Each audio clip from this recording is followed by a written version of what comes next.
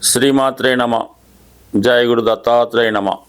ఈ వీడియోలో మనం 2025వ సంవత్సరం మే నెల మాస ఫలితాలు వృషభ రాశి వారికి ఏ విధంగా ఉండబోతున్నాయి అని పరిశీలించినప్పుడు, మరి ఈ నెలలో కొన్ని ముఖ్యమైనటువంటి మేజర్ గ్రహాలు మార్పు చెందడం జరుగుతూ ఉంది.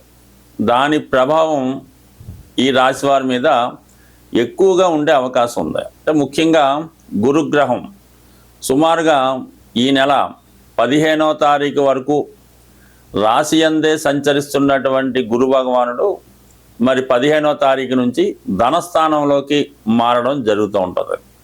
ఇది ఒక విధంగా ఈ రాశి వారికి రాబోయే మే 15 నుంచి ఒక అద్భుతమైనటువంటి ధనయోగం ప్రారంభమవుతుంది. అలాగే అన్ని రకాల శుభ కార్యక్రమాలకి, గృహంలో ఏదో ఒక శుభం జరగడానికి, మీ కుటుంబంలో అందరూ క్షేమంగా ఉండి వారి వారి యొక్క ఆరోగ్యాలు కానీ ఆర్థికంగా కానీ అనుకూలంగా ఉండే అవకాశం ఉంది.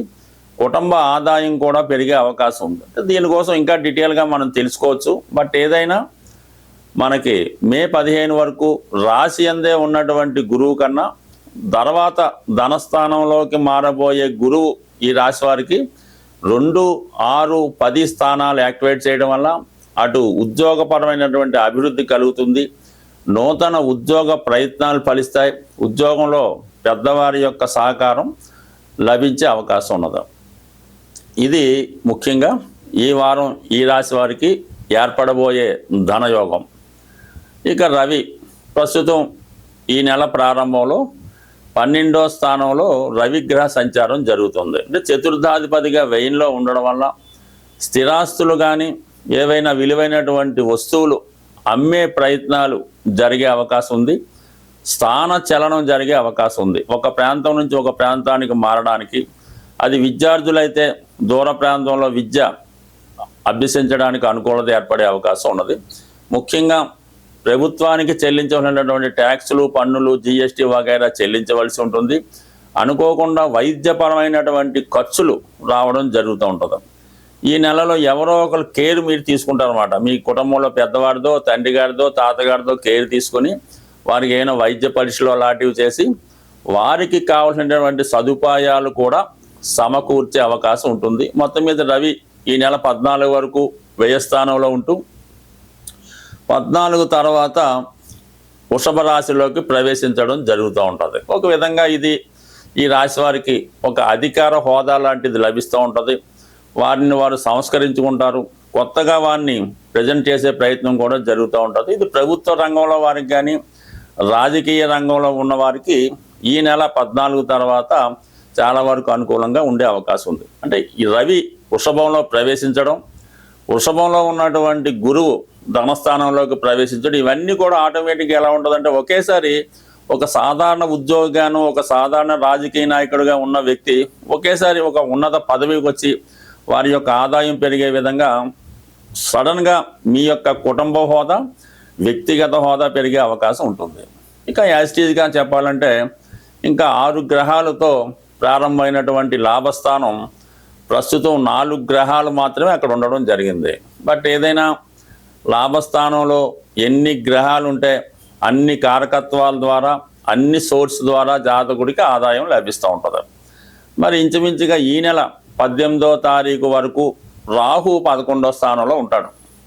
సో దానివల్ల ఏముంటుంది, మీరు సాఫ్ట్వేర్ రంగంలో ఉన్నా, సినిమా రంగంలో ఉన్నా, రైల్వే డిపార్ట్మెంట్లో ఉన్నా కంపల్సరీగా మీకు ఇంకా చివరిలో రాసినటువంటి అభివృద్ధి కానీ ప్రమోషన్ కానీ వచ్చే అవకాశం ఉంది. అలాగే కొత్త ఉద్యోగ అవకాశాలు రావడం జరుగుతూ ఉంటుంది. మీరు సినిమా రంగంలో ఉంటే కంపల్సరీగా కొత్త అవకాశాలు రావడం, అలాగే మీకు ముందుగానే అడ్వాన్స్గా పేమెంట్ జరగడం లాంటివి కూడా జరుగుతూ ఉంటాయి. మొత్తం మీద రాహు 11లో చాలా అనుకూలంగా ఉంటూ 18 తర్వాత దశమంలోకి రావడం, మరి రాహు స్వక్షేత్రంలో దశమంలోకి వెళ్ళడం వల్ల ముఖ్యంగా ఈ రాశిలో ఉన్న వాళ్ళకి ఏంటంటే ఏదన్నా ఒక కొత్త ఉద్యోగంలో చేరాలన్నా, కొత్త వ్యాపారం ప్రారంభించాలన్నా కంపల్సరీగా ఇది అనుకూలించే అవకాశం అది ఉంటుంది. సాధారణంగా ఎలా ఉంటుందంటే దశమంలో రాహు వచ్చినప్పుడు వృత్తిలో ఒక విధమైన ఒత్తిడి ప్రారంభం అవుతూ ఉంటుంది. ఏదో విధంగా మనం జీవితంలో పైకి రావాలి, ఏదో విధంగా మనం అనుకున్న పని పూర్తి చేయాలి. దీనికి చట్టమా న్యాయమా రూల్సా ఏమీ పాటించక్కర్లేదు, మనం ఏదైనా పని చేస్తే చాలు అన్న విధంగా జాతకుడు వృత్తి మీద కాన్సన్ట్రేట్ చేయడం జరుగుతూ ఉంటుంది. బట్ ఏదైనా పనిలో మాత్రం విజయం సాధిస్తారు. ఇక ముఖ్యంగా వీళ్ళకి లాభస్థానంలో శని భగవానుడు, శుక్రగ్రహం ఈ రెండు కలయిక ఈ రాశిలో ఉన్నటువంటి స్త్రీలకి ఉద్యోగ అవకాశాలు మాత్రం 100% రావడం జరుగుతూ ఉంటుంది. శుక్రుడు ఈ రాశి వారికి షష్ఠ రాశ్యాధిపతిగా లాభస్థానంలో ఉచ్చులో ఉంటూ శని భగవానుతో కలియడం అన్నది వృత్తిపరమైన అభివృద్ధి కలుగుతుంది.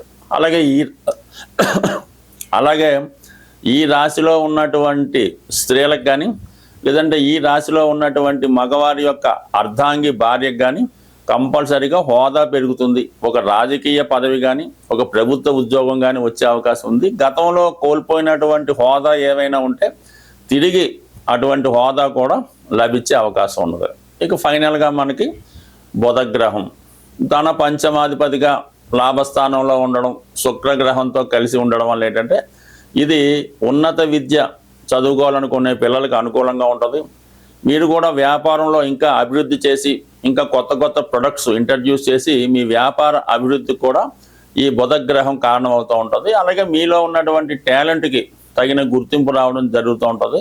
సో మీరు ఏదైనా ఒక ప్రాజెక్టు చేపట్టి ఉన్న, ఒక కథ లాంటిది ఏమైనా రాసి ఉన్నా, సాంగ్స్ లాంటివి రాసి ఉన్నా, ఈ సమయంలో వాటిని ముద్రించడం కానీ ఎవరికన్నా వాటి యొక్క హక్కులు ఇచ్చి వాటి ద్వారా ధనం పొందడం కానీ జరిగే అవకాశం ఉంది. అంటే మొత్తం మీద ఈ రాశిలో ఉన్నటువంటి కళాకారులకి, రచయితలకి, మ్యూజిక్ డైరెక్టర్స్కి చాలా అనుకూలంగా ఉంటుంది.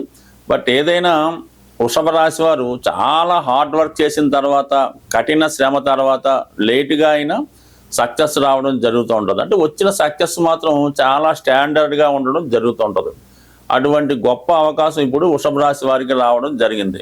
ఏదన్నా ఇంచుమించుగా ఈ నెల చివరి నాటికి ఏమవుతుందంటే కేవలం శని భగవానుడు ఒక్కడే లాభస్థానంలో ఉంటాడు కాబట్టి ఇంచుమించుగా పూర్తిగా ఉన్నటువంటి వ్యవహారాలు కానీ, పనులు కానీ, ఆర్థిక విషయాలు కానీ ఈ నెలాఖరులో పూర్తి చేసుకుంటే అక్కడి నుంచి అదే కంటిన్యూ అయ్యి ఇంక సుమారుగా మీకు 2.5 సంవత్సరాల పాటు చేపట్టిన ప్రతిదీ కూడా బంగారంగా మారే అవకాశం ఉంటుంది. స్వస్తి. ప్రస్తుతం మనం మే నెల ఫలితాలు తెలుసుకుంటున్నాం కాబట్టి ఏదైనా ముందుగా ప్లాన్ చేసుకొని ఈ శుభ కార్యక్రమాలు, ఈ వ్యాపార ప్రారంభాలు ఇటువంటి ఉన్నవాళ్ళు ఏమవుతుందంటే జూన్ నెల 10వ తారీఖు నుంచి జూలై 8వ తారీఖు మధ్యలో సుమారుగా నెల రోజులు ఈ గురుమౌఢ్యమి రావడం జరుగుతుంది.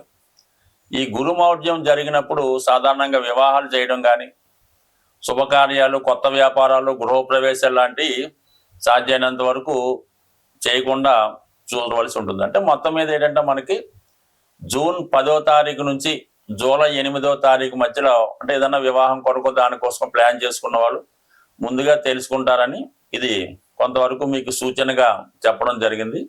అందువల్ల ఏంటంటే ఏదైనా మీరు శుభముహూర్తాలు అలాంటివి ఏమన్నా ఉంటే మళ్ళీ మీకు జూలై 8 తర్వాత ఉండే అవకాశం ఉంది. అయితే మళ్ళా ఈ భాద్రపద మాసం, ఆషాఢ మాసం ఇవన్నీ ఉన్నాయి కాబట్టి ఈ పెళ్లి విషయంలో అనుకున్నవాడు ఈ మోడాన్ని కూడా గుర్తుపెట్టి దాన్ని బట్టి ముందుకెళ్తే మంచిది.